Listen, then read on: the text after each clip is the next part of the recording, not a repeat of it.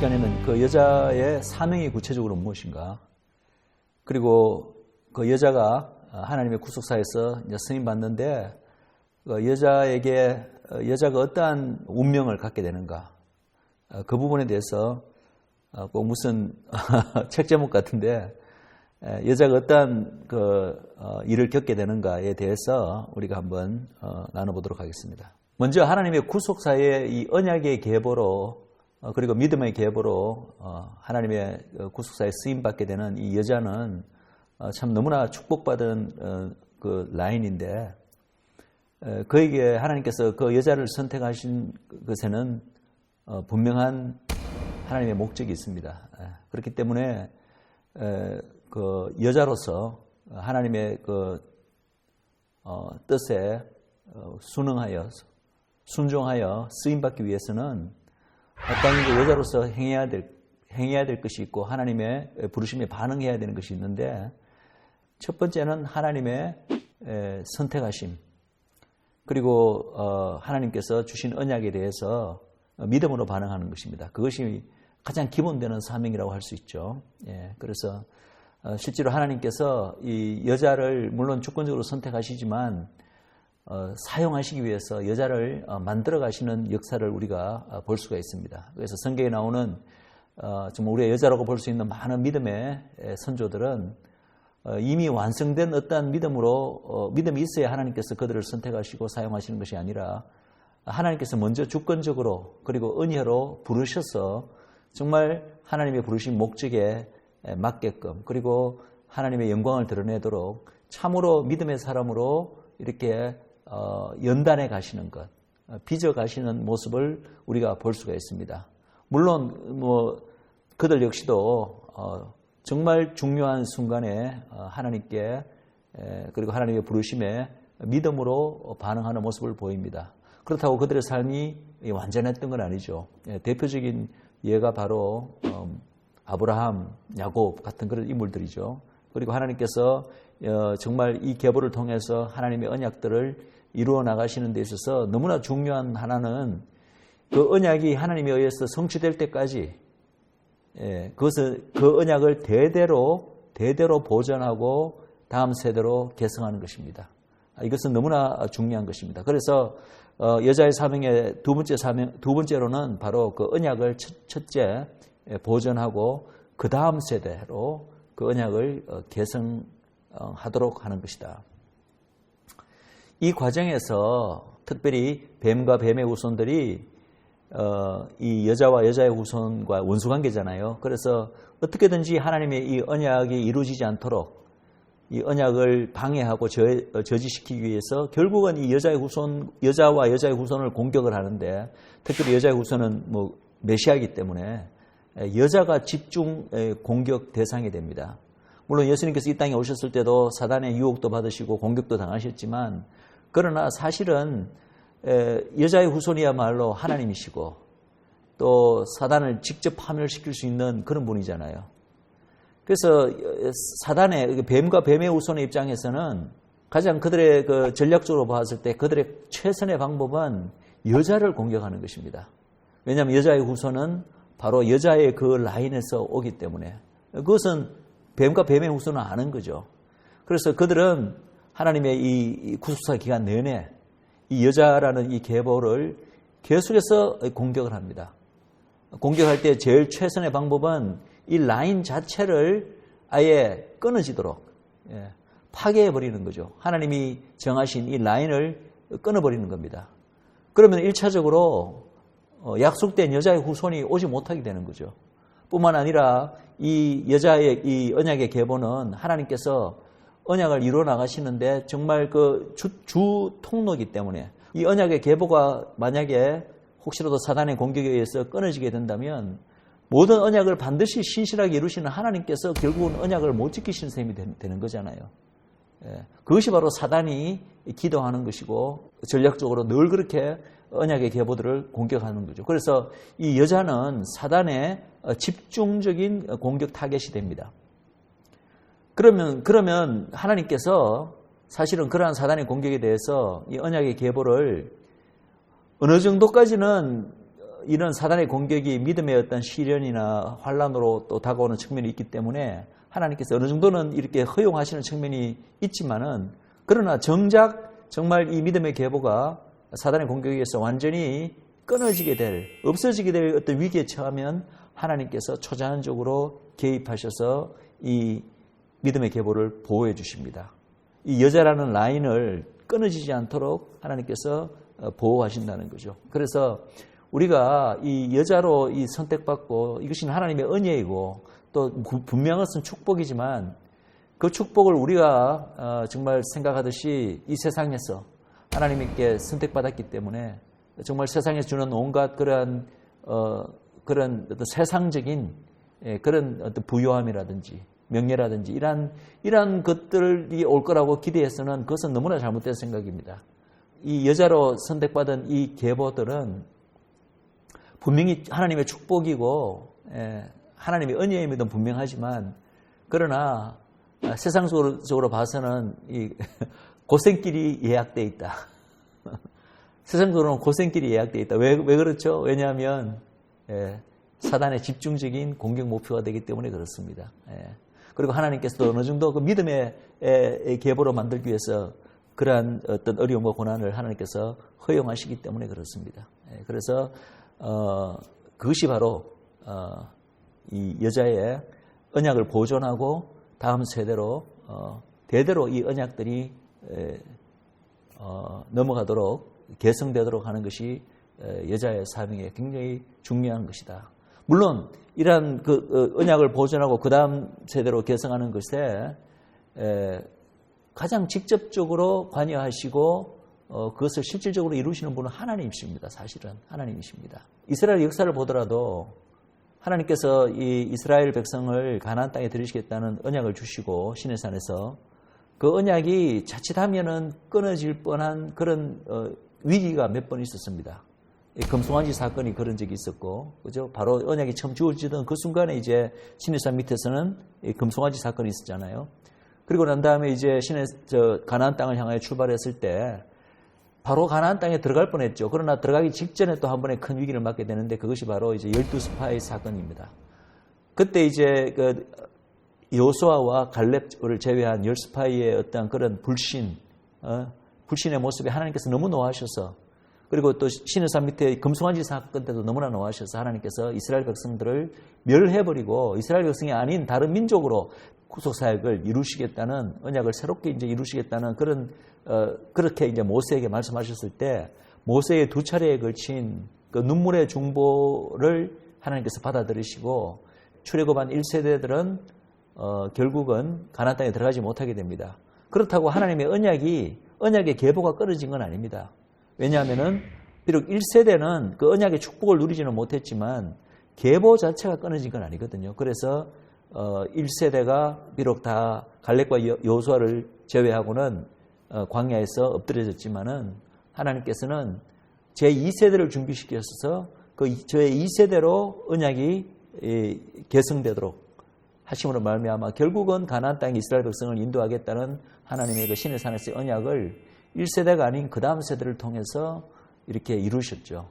이와 같이 하나님의 언약은 언약의 계보를 통해서 때로는 그 계보의 어떤 한 세대는 그 언약의 약속된 축복을 다 누리지 못할 수도 있습니다. 왜냐하면 그 축복은 신의 산 언약에 의하면 조건부 축복이기 때문에 하나님 말씀에 불순종하고 불신으로 나왔을 때는 그 언약의 축복을 누리지는 못할지언정, 그러나 하나님께서는 그 다음 세대로 이렇게 언약이 이어지게 하신다는 거죠.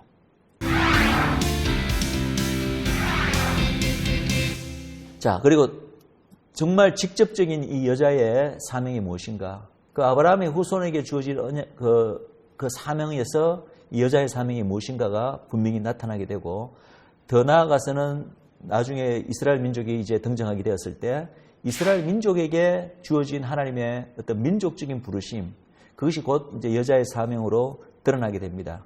그런데 특별히 이제 이스라엘의 경우를 본다면 이 여자의 사명은 이스라엘 민족에 대해서는 어떤 표현으로 드러나냐 하면은 아이를 낳는 것으로 표현됩니다.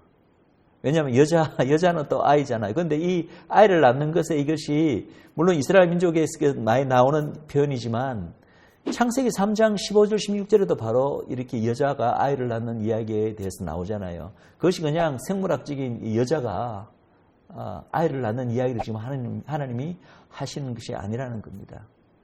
왜? 이것은 하나님의 어떤 구속사적인 계획을 밝히시는 자리고 또 아담의 범죄에 대한 범죄로 인한 어떤 결과의 어떤 그런 것을 말씀하고 계신데 단순히 어떤 생물학적으로 여자가 출산할 때 아이를 낳는 그 이야기를 지금 하나님께서 창세기에서 하고 계신 것은 아니라는 거죠. 그런데 이제 이 여자의 사명이 아이를 낳는 것과 관련해서 이제 우리가 하나 재밌는 구절이 하나 있는데 신약 성경에 디모데전서 2장 15절입니다. 기독 크리스찬 성도들로서 교회 내의 형제들과 자매들은 어떻게 행해야 될 것인가에 대한 일종의 어떤 윤리적 신앙적 어떤 지침이라고 할 수 있습니다. 이 부분은. 그래서 우리가 이제 그렇게 쭉 이 말씀을 이해하면서 읽다가 이런 표현이 나옵니다. 그러나 여자들이 만일 정절로서 믿음과 사랑과 거룩함에 거하면 그 해산함으로 구원을 얻으리라. 여자들이 정절로서 교회 안에서 옷차림이라든지 모든 어떤 그 거동이나 이런 모습에서 정절로서 믿음과 사랑과 거룩함의 모습을 보여라. 이거는 우리가 쉽게 이해가 되는 것입니다. 예. 그거는 또 당연히 그렇게 해야 되는 거죠. 그러나 그렇게 말하다가 갑자기 제일 마지막 구절에 그 해산함으로 구원을 얻으리라. 이거는 뭐 다르게 해석할 여지가 없습니다. 이걸 뭐 무슨 말 그대로 아이를 낳음으로써 구원을 얻는다는 얘기예요. 갑자기 이게 무슨 얘기인가요? 그 당시 이 디모데전서 있을 때 그 당시 어떤 교회의 어떤 특수한 상황에서 여자들이 아이를 낳아야 무슨 구원을 얻는 그런 역사 사회적 어떤 배경이 있었나요? 그렇지는 않습니다. 사실 이 구절은 굉장히 난 구절에 속하고 이해하기가 힘든 구절입니다.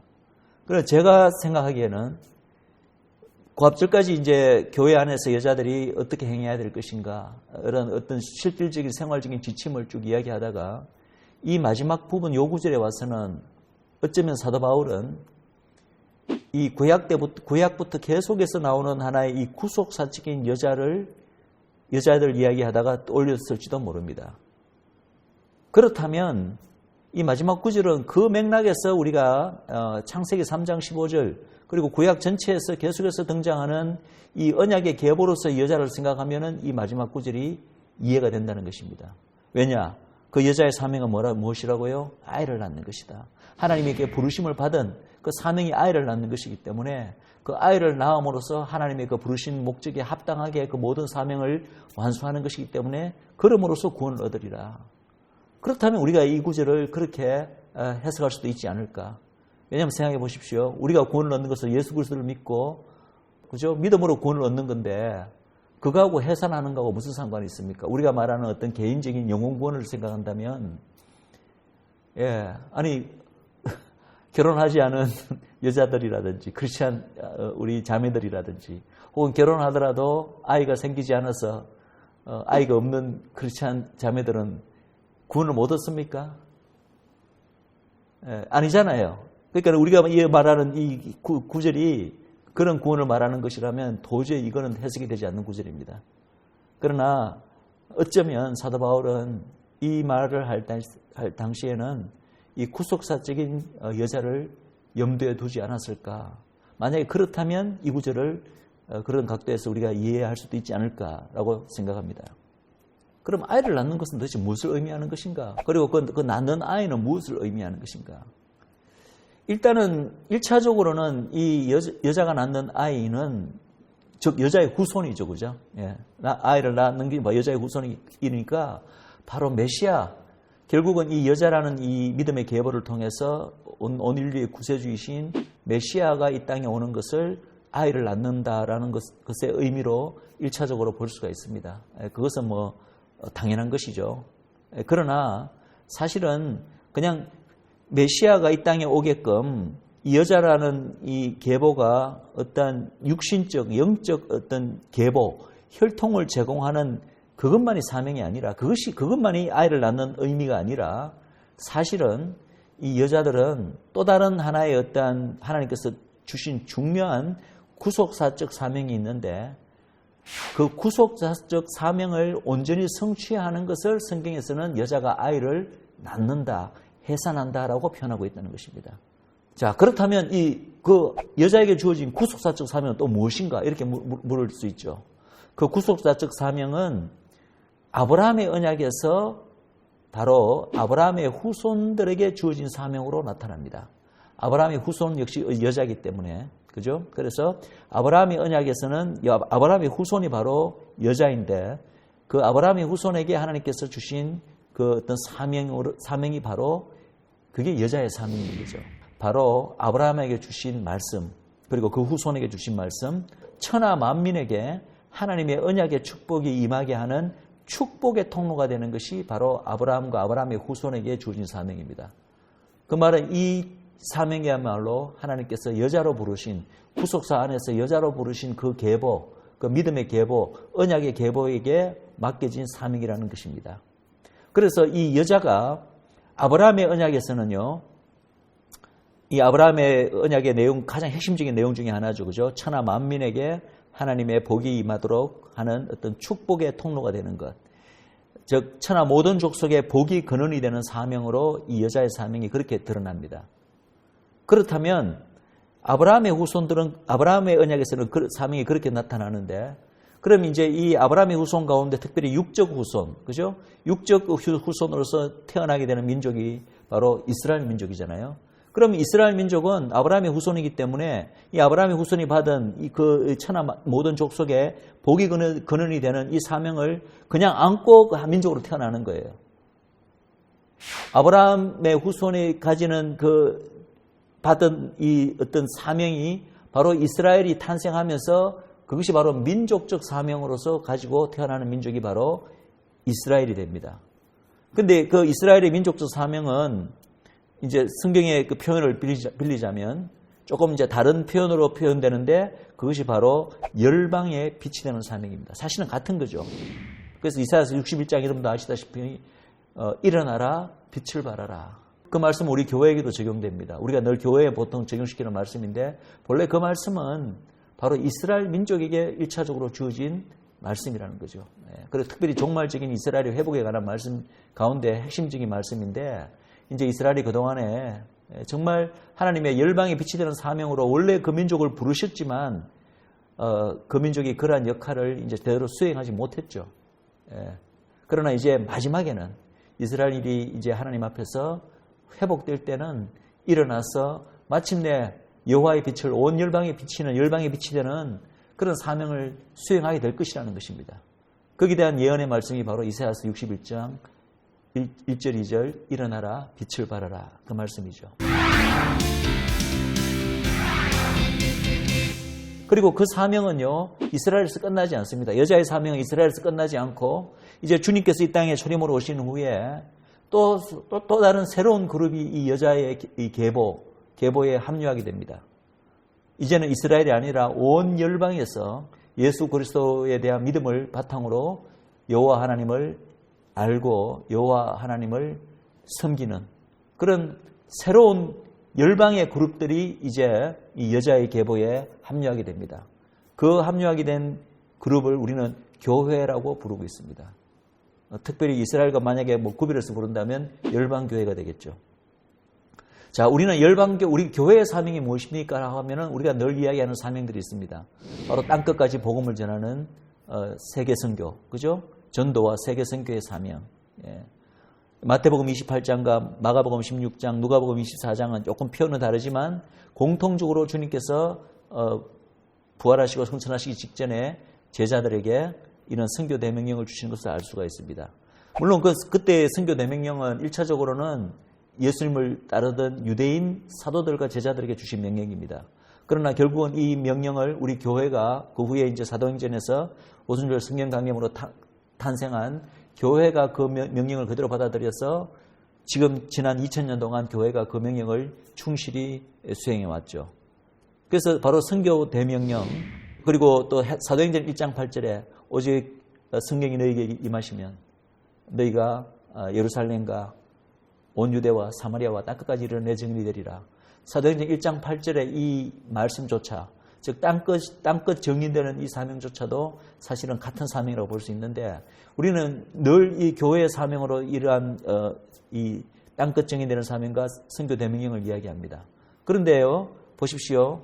이 사명조차도 사실은 바로 아브라함의 후손이 가지는 사명입니다. 그것이 표현이 달라졌을 뿐이지.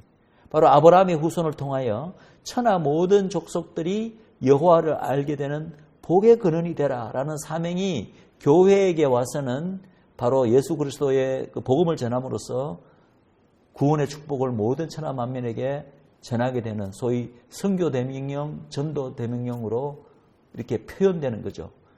특별히 이제 아브라함의 후손에게 주어진 사명은 바로 이렇게 이제 표현되고 있습니다. 사실은 아브라함에게뿐만 아니라 그 아브라함의 아들이었던 이삭 그리고 야곱에게로 내려오면서 이 여자의 구속사적 사명인데 천하 만민이 복을 받는 통로가 되는 것, 이것이 이제 계속해서 거듭 재확인됩니다.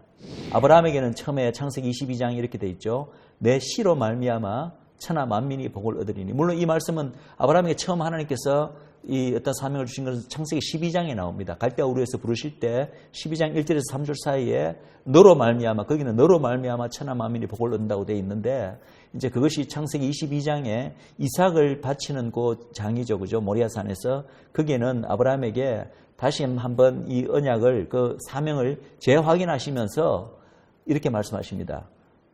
내 씨로 말미암아 천하 만민이 복을 얻게 될 것이다. 내 씨는 바로 아브라함의 후손을 말하고 바로 여자 그 어떤 계보를 말하는 것입니다. 이삭에게도 마찬가지입니다. 이삭에게도 내 자손을 인하여 천하 만민이 복을 얻으리라. 그리고 또 그것이 야곱에게 그 언약이 아브라함 언약이 내려왔을 때는 야곱에게 이렇게 나타납니다. 땅의 모든 족속이 너와 내 자손을 인하여 복을 얻으리라. 한마디로 여자의 사명은 하나님을 아는 하나님으로부터 오는 복이 이 땅의 모든 족속들 천하 만민에게 미치게 하는데 쓰임받는 하나의 그 통로로 쓰임받는 그런 어떤 사명이 바로 여자의 사명이라는 것입니다.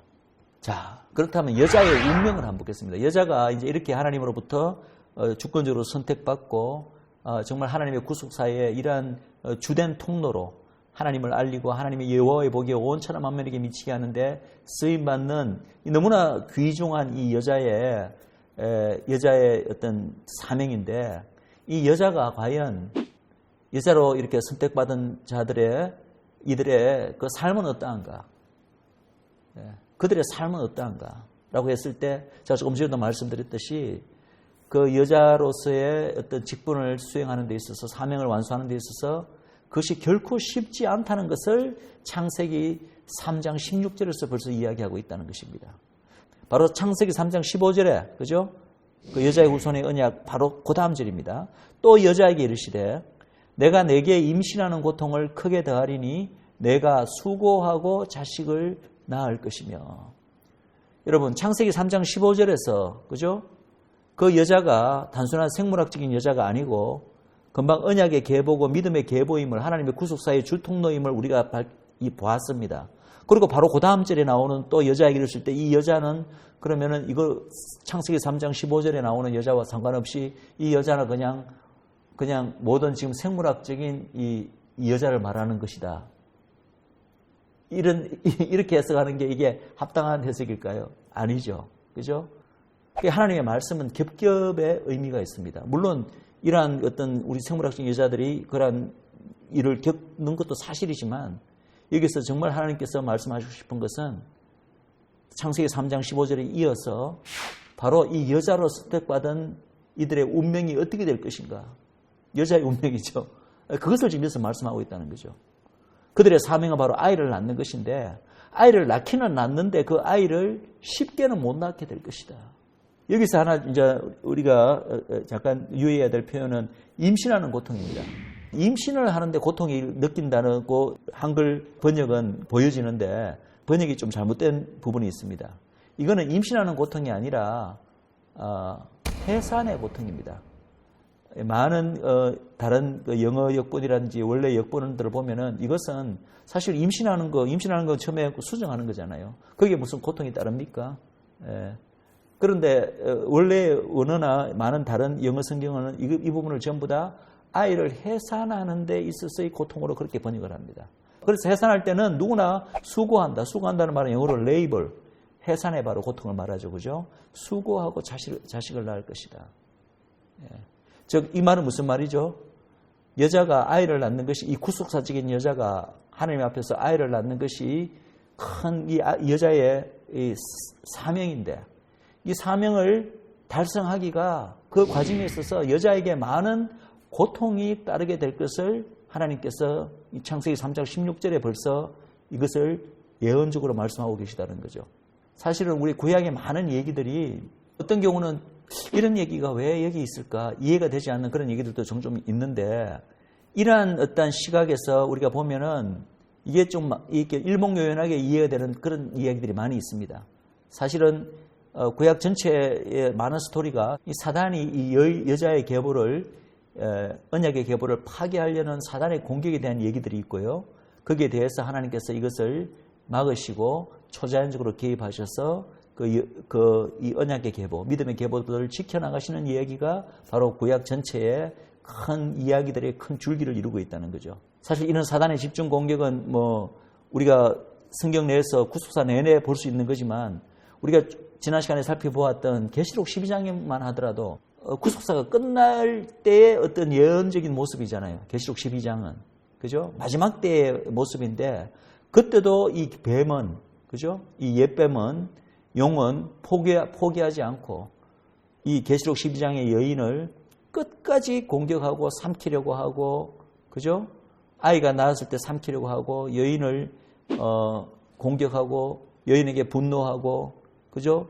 그 여인의 남은 후손에 대해서도 공격하고, 이러한 모습들을 봅니다. 입에서 물을 내뱉어서 떠내려가게 하려고 하고, 예수님께서도 마지막 때에 대한 그 마태복음 24장에 이 마지막 때가 되면 큰 고통이 찾아온다, 큰 슬픔이 찾아온다라고 이렇게 이제 돼 있는데, 거기에 예수님께서 말씀하신 큰 어떤 고통 혹은 슬픔이라고 번역된 단어는 원래 헬라어 그 원어는 바로 해산의 고통입니다. 영어로 birth pain, 아이를 낳을 때 찾아오는 그 산고, 해산의 고통이 마지막 때에 찾아온다고 되어 있습니다. 즉 무슨 말이냐면은 이 마지막 때 결국은 여자로 부름을 받은 언약의 계보가 이 하나님의 구속사가 완성되기 직전에 이제 마침내 그 임무를 이제 성취할 터인데, 그 직전에야말로 가장 심한 이 해산의 고통이 찾아온다는 것입니다. 해산하신 여자분들은 다 아시겠지만, 해산의 고통은 처음에는 약하게 시작되다가 또 주기가 가끔씩 시작되다가 아이를 해산하기 직전에는 어떻게 됩니까? 그것이 기하급수적으로 고통이 증가하잖아요. 그래서 그 고통이 찾아오는 빈도, 그리고 고통의 강도도 기하급수적으로 증가해서 아이를 낳기 직전에는 가장 그 고통이 심해지게 됩니다. 그러니까 마지막 때가 바로 그렇게 될 것이라고 했는데, 사실은 그것이 바로 구속사가 완결되는 시점이기 때문에 바로 구속사에서 여자로 부름을 받은 이들에게도 이러한 고통이 찾아온다는 것입니다.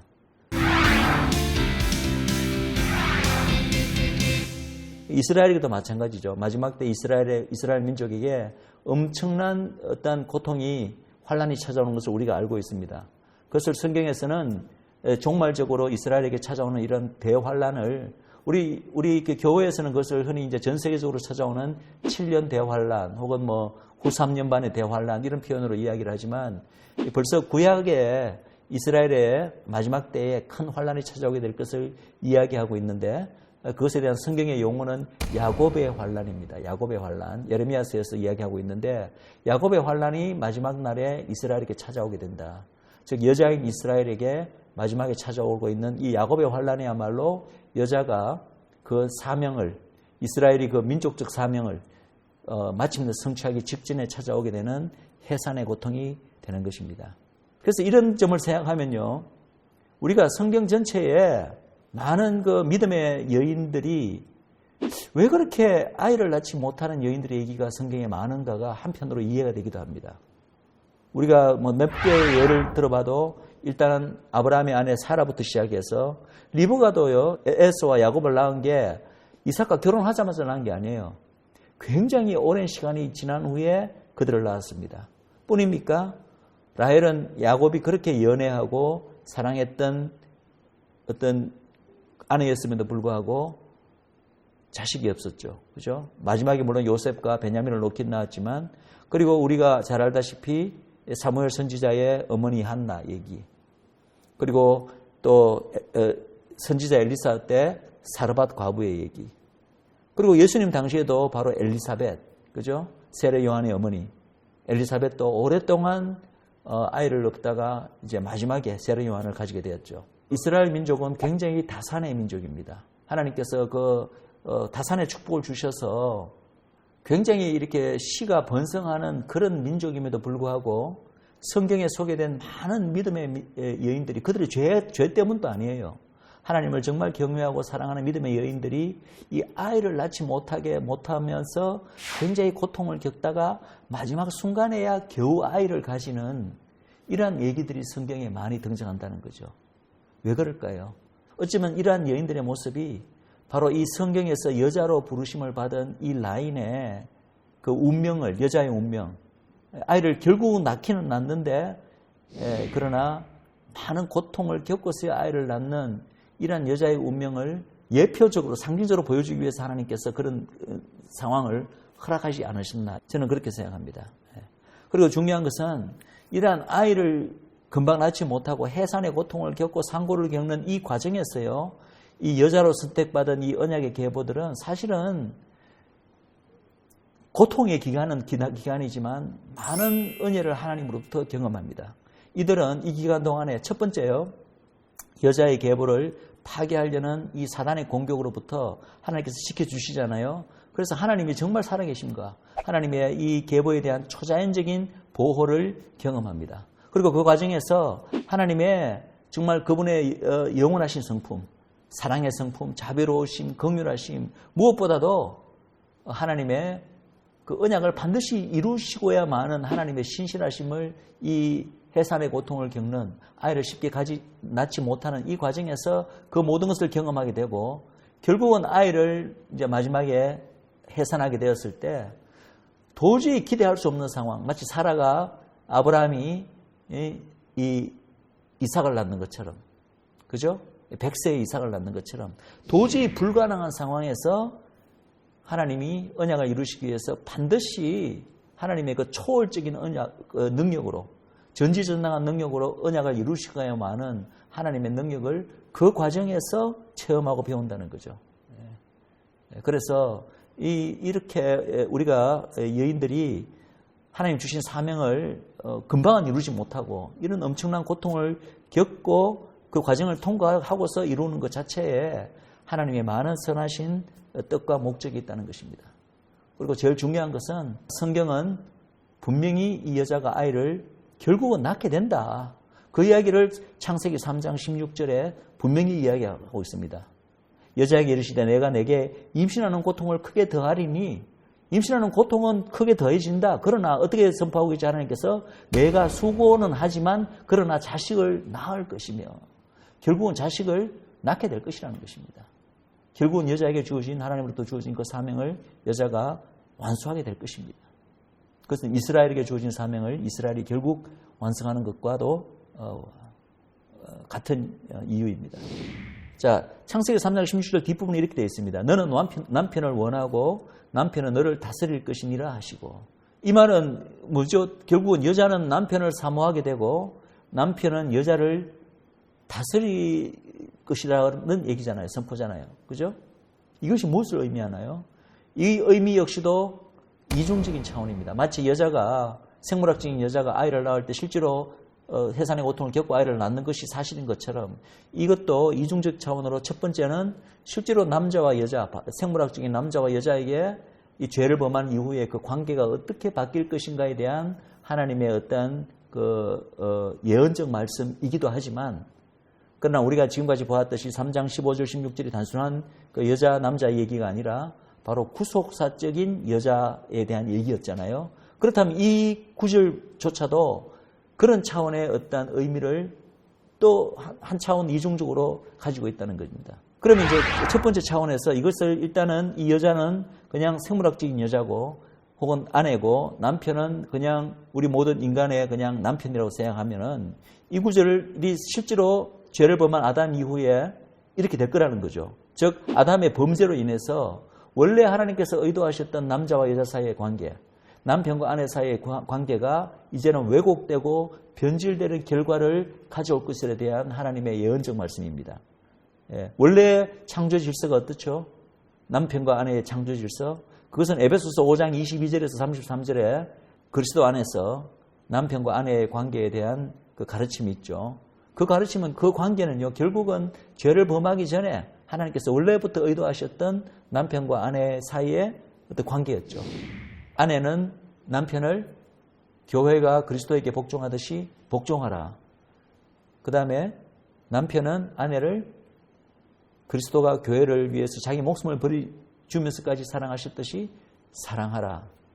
그것이 남편과 아내의 원래 의도됐던 관계였죠. 그런데 지금 이제 아담과 하와에게 하나님께서 이 말씀을 선포하는 것은 그 순서가 거꾸로 되어 있습니다.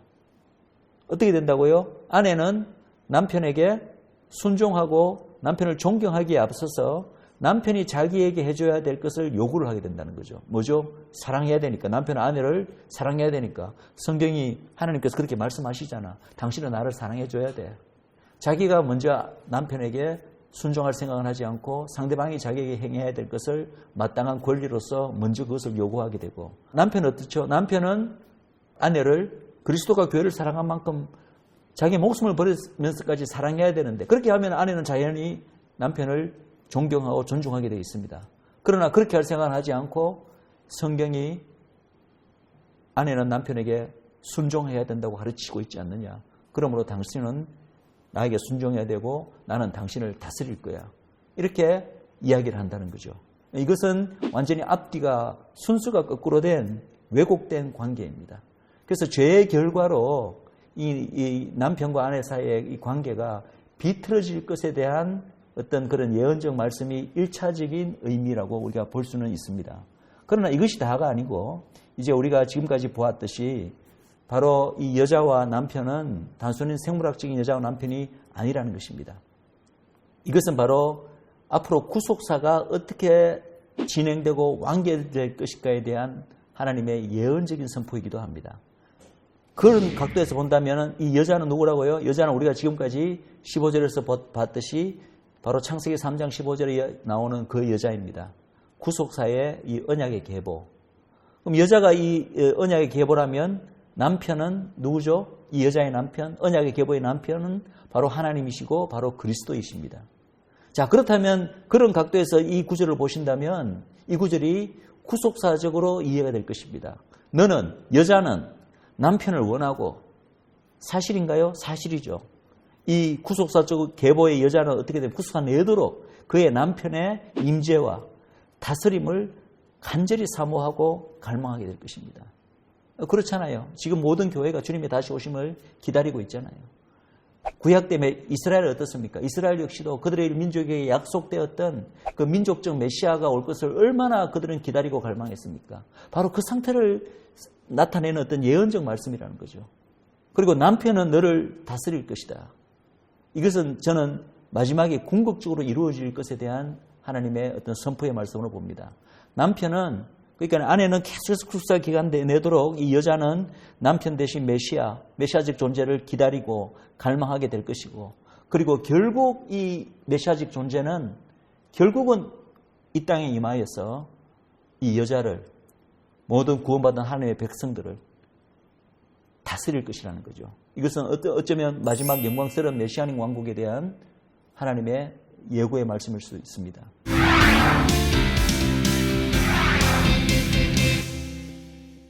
또 예레미야서 31장에 보면은 좀 이해하기 힘든 좀 약간 수수께끼와 같은 구절이 하나 있습니다. 예레미야서 31장 22절에 이렇게 되어 있습니다. 여호와가 새 일을 세상에 창조하였나니 곧 여자가 남자를 안으리라. 예레미야서 31장은 여러분들 성경을 이제 좀 읽으신 분들은 아시겠지만 그 전체가 정말 마지막 날에 이스라엘 민족의 회복에 대한 예언의 말씀입니다.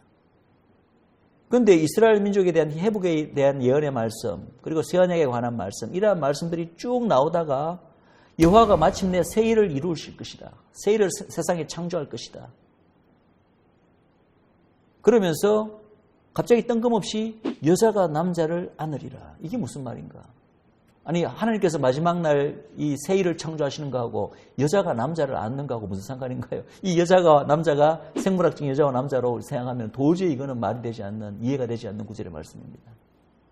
그러나 이 여자라는 이 아이콘, 이 말이 구약 전체를 흐르는, 창세기 3장부터 흐르는 이 여자, 후속사의 이 줄기라고 이 언약의 계보라고 생각하고 이 남자를 그 계보가 기다리고 있는 메시아적 존재라고 생각하면 이 구절이 여러분들 이해되실 것입니다. 마지막에 이스라엘이 회복되고 하나님의 구속사가 끝이 나게 될 때는 어떻게 된다고요? 그 여자가 그렇게 사모하고 기다리던 이 여자의 남편, 그 메시아를 마침내 안게 될 거라는 것입니다. 페이스 투 페이스로 마주보고 이 남편이 오셔서 친히 이제는 여자를 다스리고 안아주고 그것으로 하나님의 구속사가 끝이 날 것이다. 그것이 마지막에 일어날 하나님이 행하실 새로운 일이라는 것입니다. 이번 강의는 이것으로 마치고 다음 강의는 특별히 이스라엘 민족, 여자로 부르신 이스라엘 민족과 창세기 3장에 나오는 여자가 어떻게 이스라엘 민족이 되는지, 그리고 이스라엘 민족의 어떤 여자로서의 부르심이 어떠한 것인지에 대해서 하나님의 말씀들을 가지고 우리 한번 나눠보는 시간을 가지도록 하겠습니다.